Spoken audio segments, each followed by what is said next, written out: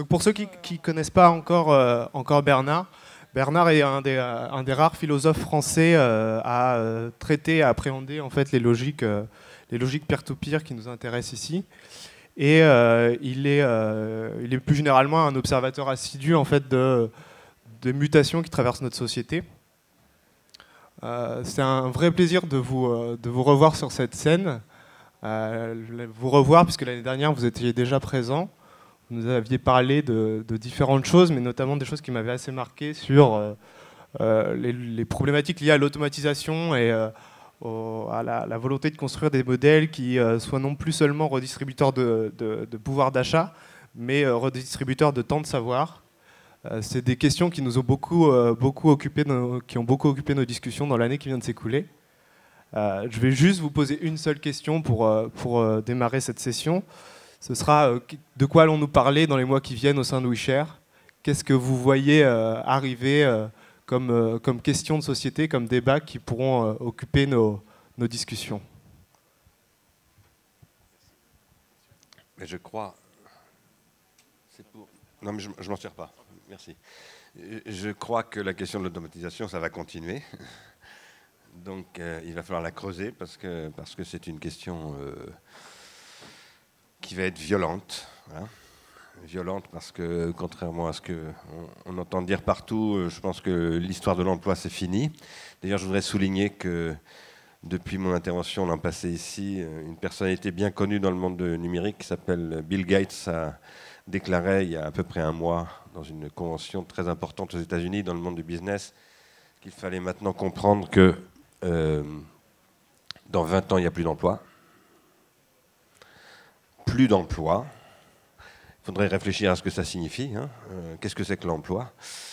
C'est la forme salariale qui permet de faire de la redistribution et de créer de la solvabilité sur des marchés qui permettent de créer du pouvoir d'achat et que Castorama puisse, par exemple, faire un peu de business.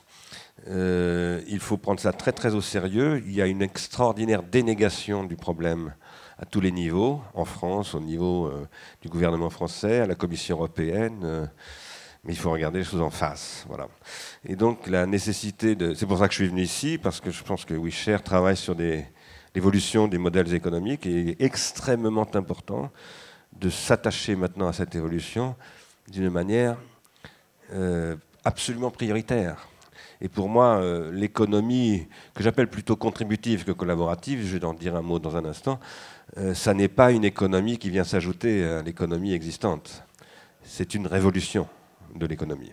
C'est un changement complet d'absolument tous les critères qui organisent macroéconomiquement le champ économique, le droit du travail, la propriété, l'éducation, etc., etc.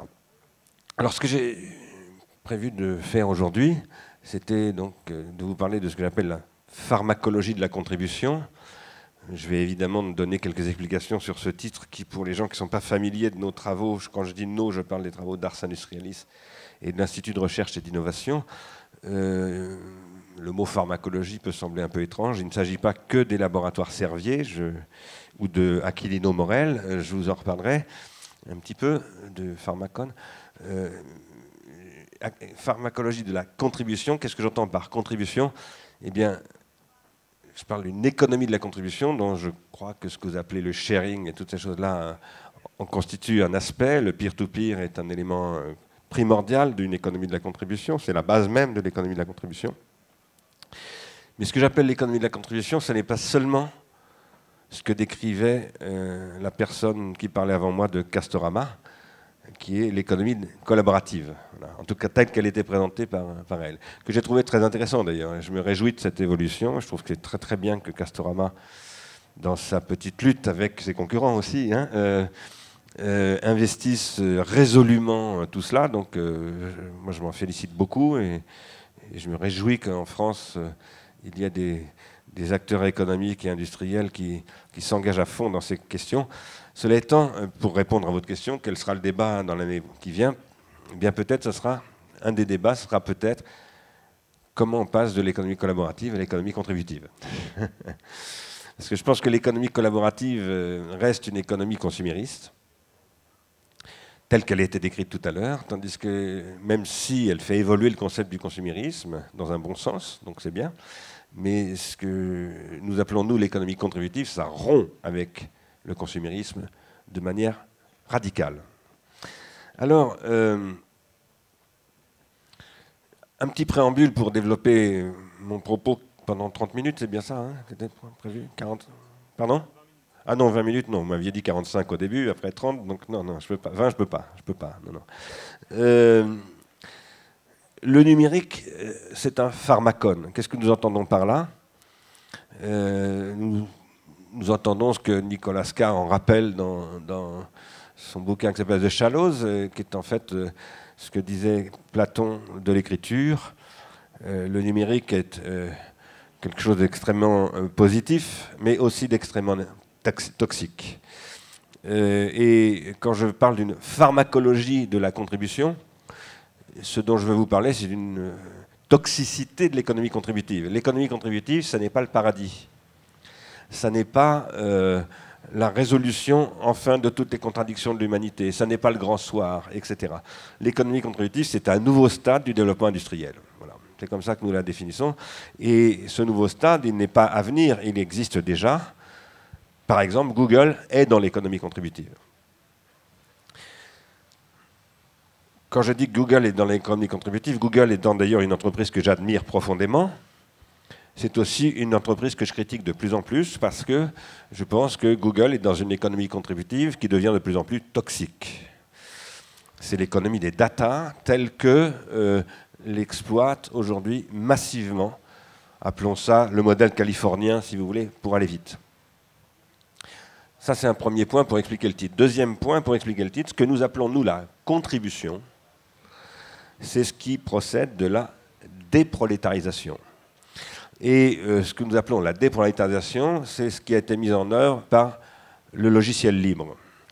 Où, dans le logiciel libre, vous avez des acteurs qui développent un travail industriel, parce que le logiciel, c'est un produit industriel, mais cette industrialisation du travail ne repose pas sur une division du travail et une perte de savoir de la part de ceux qui travaillent.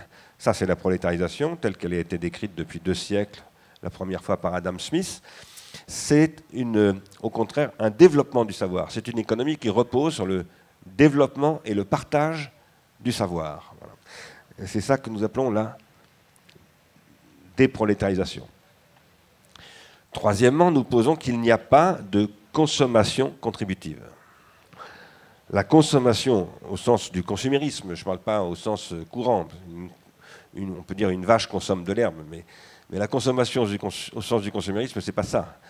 Le consumérisme, c'est ce qui vous fait consommer ce dont vous n'avez pas besoin. Voilà. Donc c'est ça la base du consumérisme, et c'est ce qui vous fait consommer ce dont vous n'avez pas besoin en exploitant votre irresponsabilité, c'est-à-dire en vous privant de responsabilité. C'est ce qui vous déresponsabilise, au point parfois de vous rendre totalement addict et inconscient, extrêmement polluant, etc., etc.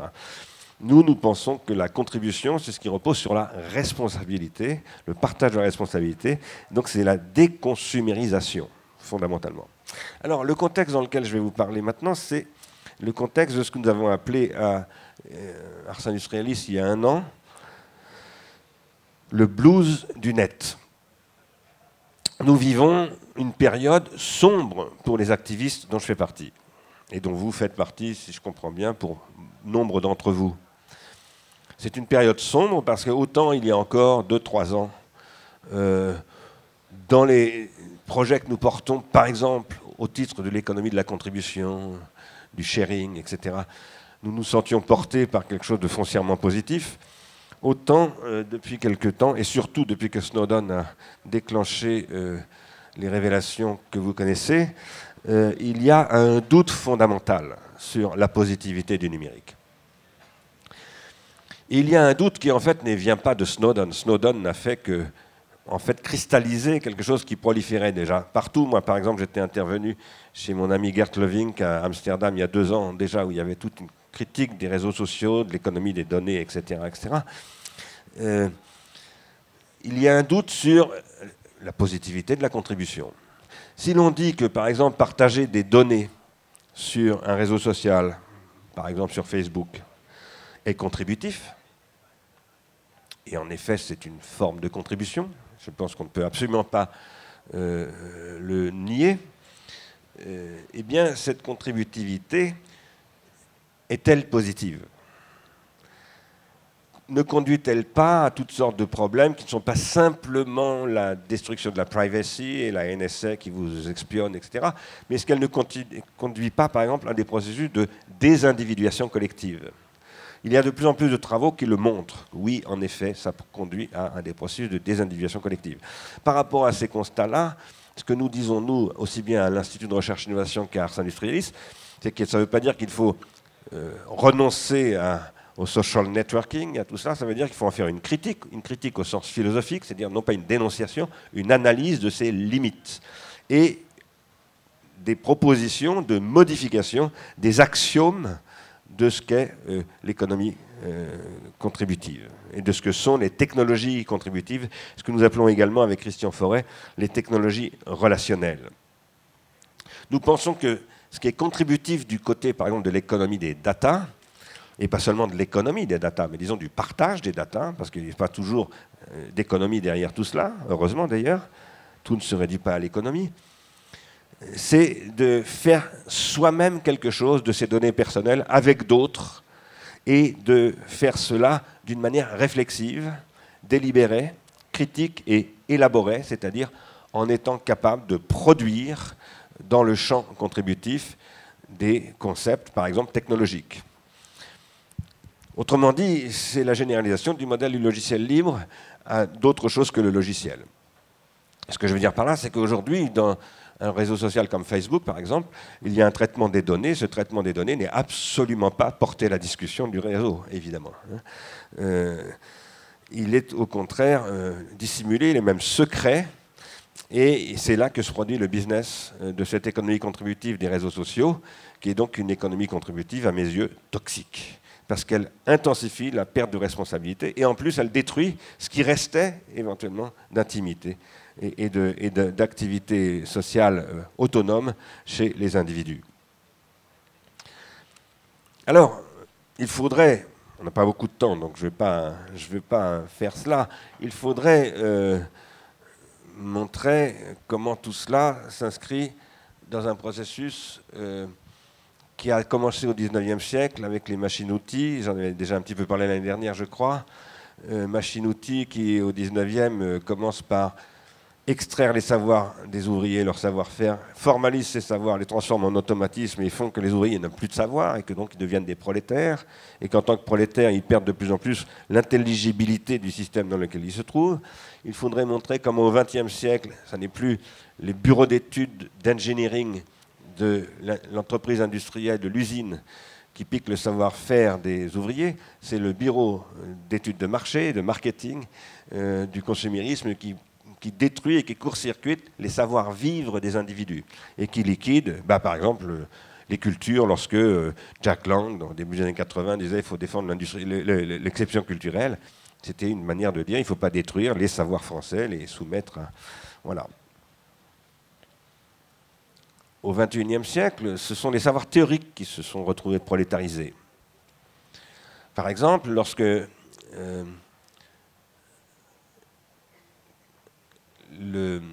Chris Anderson a publié le texte qui s'appelle The End of Theory dans Wired, lorsqu'il a dit « Mais regardez comment travaille Google avec la langue. Google n'a absolument pas besoin de linguistes, il suffit d'appliquer des mathématiques, des modèles mathématiques sous forme d'algorithmes avec des chaînes de Markov via des travaux probabilitaires travaillant sur d'immenses quantités de contributeurs. » C'est ce qu'on appelle, on parle de big data aujourd'hui, à l'époque où il écrivait ça, il parlait du déluge de données. Bon, big data est arrivé plus tard, mais en réalité, dans le langage scientifique, ça s'appelle le calcul intensif sur des données massives.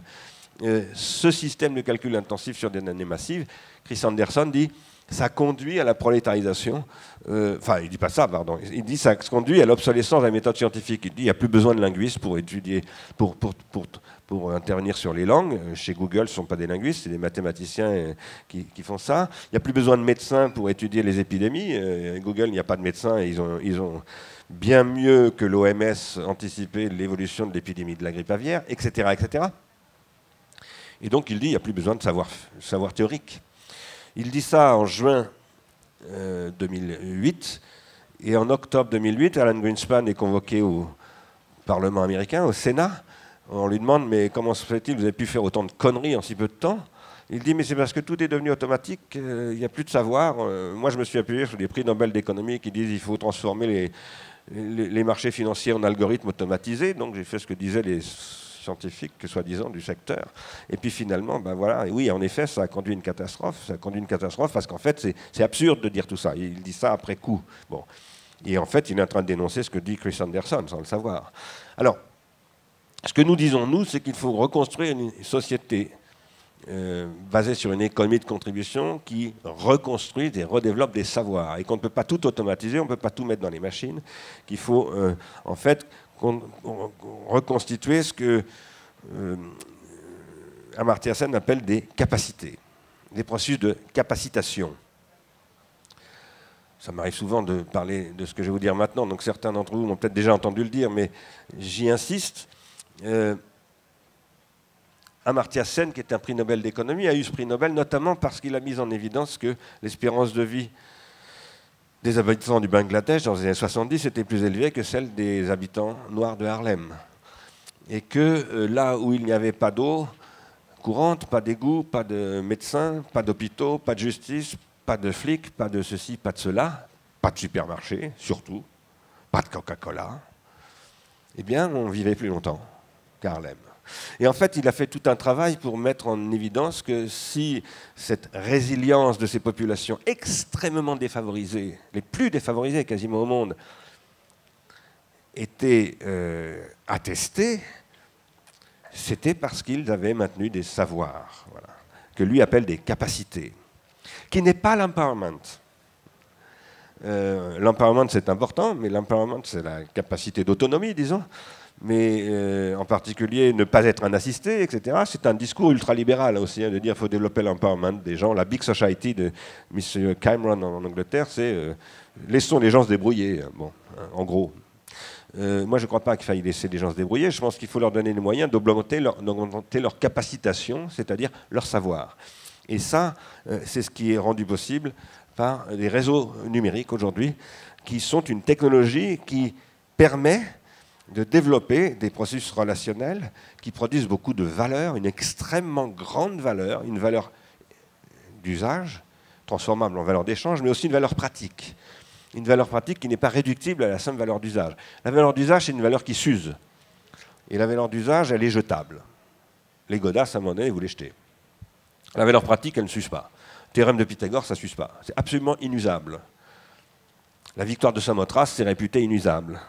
Etc., etc.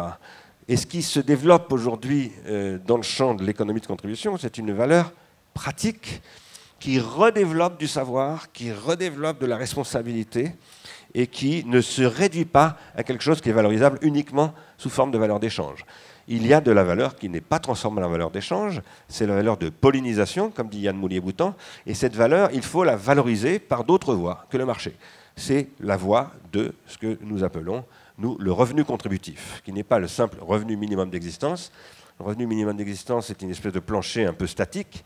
Le revenu contributif, c'est un revenu qui doit être conçu sur le modèle des intermittents du spectacle, c'est-à-dire qu'il faut créer, il faut inciter les gens à développer leur savoir et à valoriser régulièrement leur savoir dans des entreprises ou dans d'autres modèles que les entreprises, par exemple comme les intermittents du spectacle, dans le spectacle, etc., qui n'est pas forcément une entreprise de spectacle. Mais il faut trouver des manières de revaloriser tout cela, et ça suppose de repenser en profondeur le droit du travail, la propriété, la formation, etc. etc. Alors, nous pensons, et je vais aller vers une conclusion, hein, nous pensons que tout cela doit faire l'objet d'études extrêmement précises, de critiques des technologies du numérique et de leurs pratiques sociales. Nous sommes dans une situation de transition. Nous sortons du modèle consumériste qui reste malgré tout ultra majoritaire. Si l'État français a encore quelques marges de manœuvre, et ça peut être utile l'État pour élever les enfants, pour pour développer les crèches, etc. Ça peut quand même avoir une certaine utilité, même si je crois qu'il faut réinventer complètement la puissance publique et peut-être abandonner le modèle étatique de la puissance publique pour inventer de nouvelles formes de puissance publique. C'est un des enjeux de Ars Industrialis. Si il y a une positivité aujourd'hui de l'action publique, c'est encore parce qu'elle repose sur le modèle consumériste qui produit à travers des impôts, des capacités d'agir, d'investir, et pas seulement à travers les impôts, à travers les bénéfices que font. Par exemple, tout à l'heure, on parlait de Amazon qui réinvestit tout son argent dans de l'investissement, qui remet tous ses bénéfices dans de l'investissement. Bon, ça permet de transformer le monde. Enfin, tout ce modèle consumériste donne des marges de manœuvre pour mener des actions, pour faire évoluer la situation. Mais ce modèle consumériste, nous savons tous qu'il est condamné. Il est condamné parce qu'il n'est plus solvable. D'abord, il n'est plus solvable sur le plan purement financier. Il repose sur des systèmes artificiels type subprimes, etc., donc qui ne font que dissimuler l'insolvabilité et reporter à plus tard, un petit peu comme les déchets nucléaires. Ben, on verra, nos enfants se démerderont avec tout ça. Bon. Et ça, c'est la dette publique, il faut quand même rappeler qu'elle est créée beaucoup par cette insolvabilité. Donc, ce n'est pas l'État qui est simplement dispendieux, c'est que le modèle ne tient plus la route, tout simplement. Hein. Il a tenu la route pendant très longtemps, mais il ne tient plus la route depuis déjà pas mal d'années. Et depuis 2008, c'est devenu absolument évident. Mais ça reste lui, ça reste ce modèle qui néanmoins fonctionne aujourd'hui. Et puis il y a un tout autre modèle que nous appelons une économie de contribution, qui est en train d'émerger. Et entre les deux, il y a des phénomènes de transition. Par exemple, Google, ce que je disais tout à l'heure, c'est une transition, c'est une économie hybride, comme on parle d'automobile hybride. C'est à la fois contributif, parce que Google est nourri par les internautes, par vous et moi, et en même temps, à un moment donné, ça n'est plus contributif, c'est-à-dire que ça reprend des modèles de valorisation, des business models qui sont basés sur le marketing et sur, disons, le consumérisme, ce qu'on pourrait même appeler un hyper-consumérisme. Et puis, il y a des modèles comme ceux que présentait tout à l'heure la personne de Castorama, bon, qui sont des modèles qui cherchent à, en tirant parti, y compris des imprimantes 3D, de toutes ces choses-là, qui cherchent à faire évoluer le concept de Castorama et à travers cela, qui nourrissent ce processus de transition. Je pense que ce processus de transition, dans ce processus de transition, il faut tout analyser. Il faut analyser typiquement, par exemple, les démarches type Télérama, ce qui distingue le discours de Télérama de celui d'Amazon.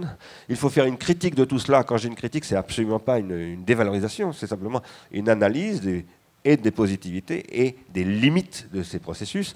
Et il faut savoir vers où on veut aller. Parce qu'on est en train de changer de modèle industriel dans la mesure où on change de système technique. Le système technique qui repose sur le numérique ne fonctionne plus du tout sur la base du système technique du XXe siècle, qui était celui de la métallurgie, de la pétrochimie et des industries culturelles analogiques, qui était un modèle qui reposait fonctionnellement sur l'opposition entre, d'un côté, des producteurs spécialisés, configurés dans des conditions très spécifiques de la division industrielle du travail, etc.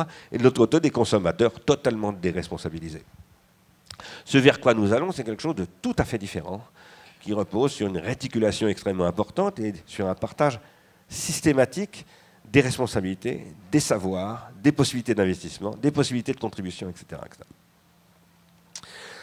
Entre les deux, il y a donc une phase de transition par rapport à laquelle il faut se donner des outils d'analyse pour être capable de faire des bilans très réguliers et des corrections de trajectoire sur l'évolution du modèle. Si on ne travaille pas comme ça, et ça durera une vingtaine d'années, parce que je pense que si par exemple vous regardez comment le modèle du XXe siècle, qui est Henry Ford, grosso modo, hein, a été solvabilisé, il a fallu, entre les premières idées d'Henry Ford en 1908 et la solvabilisation du Fordisme par Keynes en 1933, ça a quand même pris 25 ans.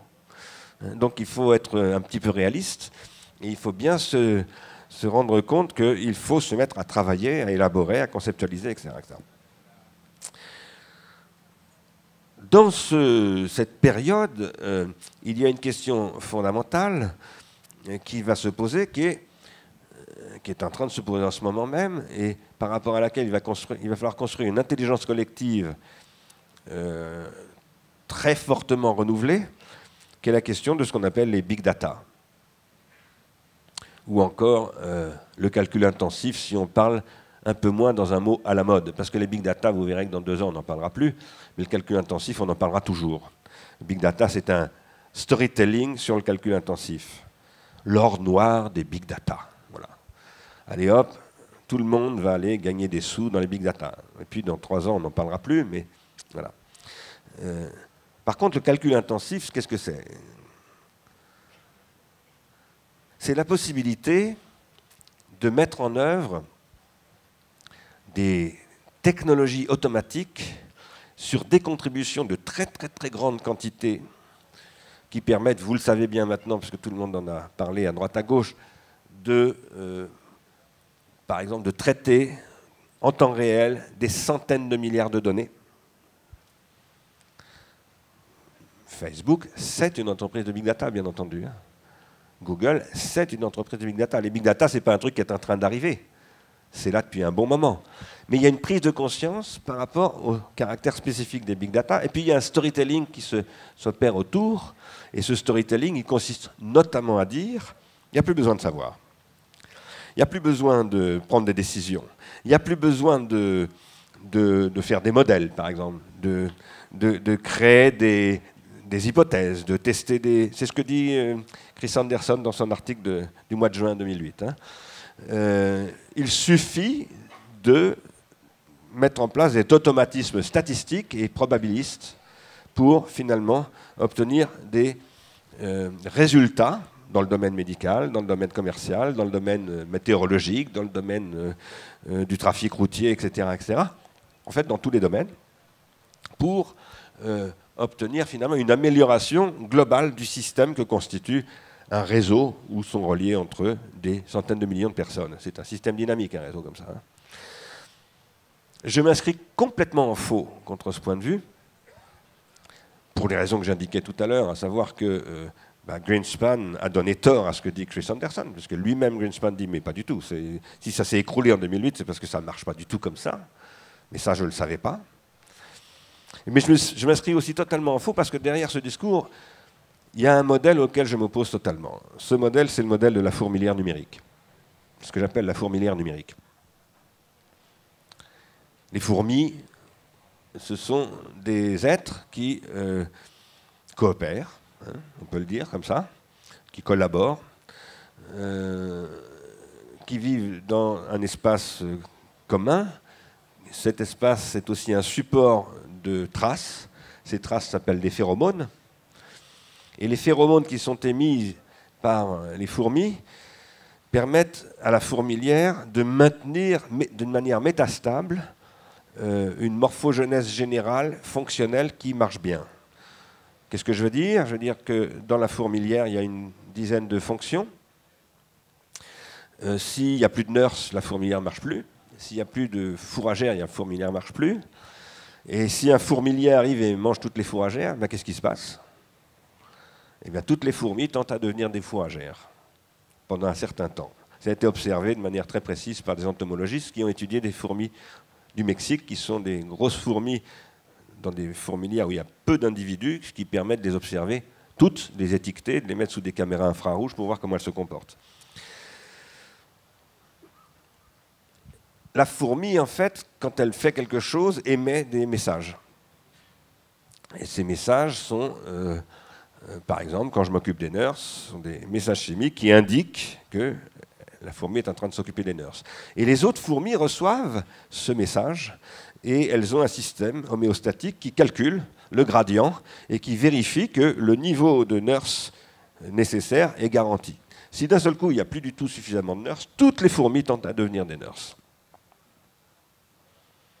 Eh bien, quand vous êtes sur Facebook ou sur Twitter et que vous envoyez, vous êtes en train de dire, je suis à WeShare en train d'écouter Stigler, en train de blablater, vous faites un peu comme une fourmi. Vous envoyez des phéromones qui ne sont pas chimiques, mais qui sont numériques, et vous avez un système qui s'appelle Twitter ou Facebook qui va consolider tout cela, mais qui va le consolider. Pourquoi faire? Pour maintenir le système social dans lequel vous vivez? Ou pour maintenir le chiffre d'affaires de Facebook ou de Twitter? Voilà une question intéressante. Moi, je soutiens que l'économie contributive, c'est une économie qui maintient d'abord le milieu social, qui est la condition de possibilité de son développement. Autrement dit, je soutiens qu'il ne faut pas faire des fourmilières numériques, mais qu'il faut constituer des systèmes de pollinisation noétique. Il y a la fourmi d'un côté, et puis il y a l'abeille de l'autre. Voilà. Qu'est-ce que c'est qu'une abeille? Vous savez bien qu'une abeille, c'est un être qui produit un processus de pollinisation du végétal, et cette pollinisation du végétal est la condition de viabilité des végétaux. Il n'y a pas que les abeilles qui pollinisent les végétaux, il n'y a même pas que les insectes, le vent pollinise les végétaux, mais il y a toutes sortes de voies de la pollinisation. Mais les abeilles et les hyménoptères plus généralement sont extrêmement importants dans les processus de pollinisation. Et vous savez bien sûr qu'il y a des pays, la Chine par exemple, où il n'y a plus d'hyménoptères, parce que la pollution est tellement importante qu'on a détruit pratiquement tous les pollinisateurs, ce qui est un très très grave problème pour l'économie agricole chinoise. Mais vous savez aussi qu'en France, c'est aussi un très très grave problème. Il y a des régions entières, en particulier la Beauce et la Brie, où il n'y a plus de pollinisateurs. On ne va pas parler de ça. Ce que je veux simplement vous dire, c'est que si vous avez un tout petit peu lu Socrate, ou si vous avez entendu parler de Socrate, lorsque vous étiez en terminale et que vous avez passé le bac, si vous avez passé le bac, parce qu'il y a des gens qui n'ont pas passé le bac, ici, moi par exemple, je n'ai jamais passé le bac, mais j'ai entendu parler de Socrate quand même. Socrate dit ce qui fait que l'on pense, c'est qu'on discute avec quelqu'un d'autre. Et discuter avec quelqu'un d'autre, c'est féconder cette autre personne. C'est l'ensemencer. En fait, le dialogue chez Socrate, et le dialogisme en général, qui n'est pas simplement verbal, qui n'est pas simplement l'expression, c'est une pollinisation des uns par les autres. Le numérique permet cette pollinisation. Je parlais du logiciel libre, mais on parle aussi très souvent de Wikipédia, parce que c'est un processus de pollinisation absolument fabuleux, dont on se dit, pourvu que ça dure, et qu'il ne soit pas tout à coup tenté de passer dans un business model, ce qui pourrait un jour arriver. Hein. La force de Wikipédia, c'est qu'il n'y a pas de business model. Et je dis, pourquoi est-ce que je dis que c'est sa force? C'est parce qu'il est du coup ultra pollinisateur. On sait que quand on veut faire du business avec la pollinisation des abeilles, ça ne marche pas. Ce qui fait que la pollinisation se produit, c'est qu'il n'y a pas d'enjeu économique. Il n'y a pas d'enjeu de survie. On le fait uniquement pour le plaisir. Par empathie, comme disait la personne qui parlait du crowdfunding juste avant moi. Et ça, c'est capital. Alors, nous pensons qu'il faut développer une économie des abeilles noétiques que nous sommes. Et que cette économie des abeilles noétiques, elle consiste à dépasser le modèle de la recommandation mimétique type fourmilière numérique, parce qu'aujourd'hui c'est la recommandation, le business. Hein. Et il y a deux types de recommandations. Il y a une recommandation mimétique, c'est-à-dire un tel m'a recommandé un tel truc, donc je recommande le truc que m'a recommandé un tel à un tel. Ça, c'est le truc qui relève de ce que Gustave Le Bon et Sigmund Freud appelaient la psychologie des foules.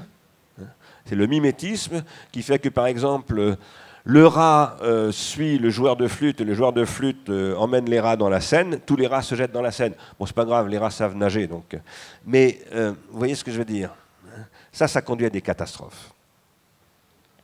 Nous soutenons, nous, à l'IRI, à l'Institut de Recherche et Innovation, qu'il faut développer un autre modèle et que cet autre modèle doit être une réinvention du web. Que le web, tel que nous le connaissons aujourd'hui, qui est né il y a presque exactement 21 ans, vous le savez. On disait il n'y a pas très longtemps, il est apparu il y a 25 ans, le web. Non, le web n'est pas apparu il y a 25 ans. Ce qui est apparu il y a 25 ans, c'était un projet au CERN qui a conduit au web tel qu'il s'est mis en place en 1993, et non pas en 1989. En 1993, le web s'est ouvert. Et à partir de l'ouverture du web, il y a eu la montée en puissance exponentielle du nombre de sites web, qui conduit à ce dont nous parlons aujourd'hui, parce que tout ce dont nous parlons aujourd'hui est un résultat de cela. Et ça, c'est ce qui a créé un nouveau modèle industriel, une nouvelle infrastructure industrielle qui rend possible une industrie contributive. Mais ce web qui a été conçu au départ par des scientifiques et par des techniciens, des ingénieurs, pour faciliter les confrontations de points de vue entre physiciens, entre biologistes, entre informaticiens, pour ouvrir le débat public et permettre des confrontations en posant en principe ce qui est une évidence de tous les scientifiques, pour tout scientifique, qui est que la science progresse par des confrontations, parce qu'on appelle des controverses, et que ce sont les grandes controverses qui font avancer l'intelligence collective, qui produisent ce qu'on appelle en physique de la négantropie, c'est-à-dire de la différenciation, une augmentation de complexité qui permet de lutter contre l'entropie, c'est-à-dire contre la mort, parce que l'entropie en biologie c'est la mort, la décomposition. Au passage, le consumérisme est devenu aujourd'hui anthropique. Il est porteur de mort. C'est pour ça que les gens se sentent mal dans le monde consumériste. Je ferme cette parenthèse. En 1993, donc, ces gens du CERN ont créé une plateforme basée sur HTML et sur beaucoup d'autres choses, sur les URL, sur toute une technologie d'adressage, qui a permis de créer un espace contributif. Un espace contributif qui a permis de créer Wikipédia, par exemple, qui a permis de créer toute cette négantropie nouvelle et cet espoir porté, notamment par les activistes dont je fais partie, en disant il y a une alternative à cette société dont déjà depuis 1970, le MIT, à travers le rapport Meadows, avait dit mais elle ne peut pas durer cette société, il faut passer à autre chose. Le problème, c'est que, premièrement, cette mise au point par Tim Berners-Lee, Robert Caillot et quelques autres, c'était toute une équipe en fait qui a travaillé là-dessus, qui a été mise dans le domaine public par décision de ces gens-là, qui étaient des gens honnêtes, qui disaient mais on a travaillé avec des finances publiques, on ne va pas faire un business avec ça. Et par ailleurs, c'était leur éthique, c'était des scientifiques. Ils disaient il faut que ce soit accessible à tous, il faut que ce soit public pour que ça fonctionne, ces controverses. Eh bien, il n'y a pas un seul homme politique européen ou industriel européen qui ait compris l'importance de cela. Et le seul homme politique qui ait bien compris l'importance de cela s'appelait Al Gore. Il était vice-président des États-Unis. Et donc il a exploité cela. Et il a lancé une industrie que j'appelle moi l'industrie californienne. Même si Amazon n'est pas en Californie, mais en Virginie. Et le résultat de tout cela, c'est qu'on a confié à Tim Berners-Lee la responsabilité de la discussion planétaire des acteurs du web sur l'évolution des standards. Et que dans cette discussion, eh bien évidemment, les grands acteurs californiens ont pris une place énorme en faisant un lobbying énorme et ont fait évoluer le web vers un modèle qui n'est plus du tout un modèle de controverse. C'est un modèle de calculabilité par des big data sur des comportements mimétiques par rapport auxquels il s'agit de maintenir le développement du consumérisme à un niveau maintenant encore bien plus consumériste qu'autrefois, en faisant du consumérisme chirurgical, c'est-à-dire, comme dit Chris Anderson sur la Longtail, en étant capable de vendre 3 paires de chaussettes au niveau planétaire, parce qu'on a mis au point des outils qui permettent, par des technologies statistiques, finalement, de tracer des comportements individuels et de les prescrire, en fait, parce qu'il y a une prescription derrière tout cela. Comme toujours dans le marketing, c'est un système de prescription, c'est-à-dire qui vous invite à avoir des comportements que vous n'aviez pas l'intention d'avoir. C'est ça, le processus du marketing. Ça, c'est extrêmement dangereux. C'est une dénaturation du web. Vous avez peut-être remarqué que l'Europe n'est pas en pleine forme. La France non plus.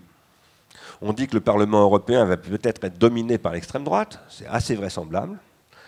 D'ailleurs, vous avez peut-être remarqué qu'hier en Belgique, il y a eu un congrès antisémite qui s'est tenu, qu'en Norvège, depuis quelque temps, au gouvernement, il y a l'extrême droite. Vous avez peut-être vu qu'il y a 2 ou 3 ans, en Angleterre, pour la première fois, un parti d'extrême droite est apparu, qui a fait 20% des voix. Bon, enfin bref, ça ne va pas très fort. Hein, ça ne va pas très fort. L'Europe ne va pas très très fort. Et les Européens disent, mais il n'y a pas de projet en Europe. Donc il n'y a pas d'Europe, c'est du bidon l'Europe. L'Europe, c'est des eurocrates qui s'en mettent plein les poches. C'est pas ce que je dis, hein, c'est pas ce que je crois, mais c'est ce que pensent beaucoup de gens. C'est ce que pensent beaucoup de gens, et ils pensent qu'en plus, ces eurocrates nous empêchent de travailler, nous empêchent d'avoir des initiatives, nous empêchent de vivre comme on a envie de vivre, et nous imposent un modèle de vie qui n'est pas le nôtre. L'Europe a absolument besoin de se reconstruire un projet de développement, et l'Europe doit s'engager dans ce que nous appelons à l'IRI la 3e époque du web. Il y a eu le web de Tim Berners-Lee, qui était le web de l'hypertexte, qui s'est développé pendant 10 ans, et qui a conduit au web collaboratif. Le web collaboratif, c'est le web 2.0 qui est apparu, disons, avec Google et au début des années 2000.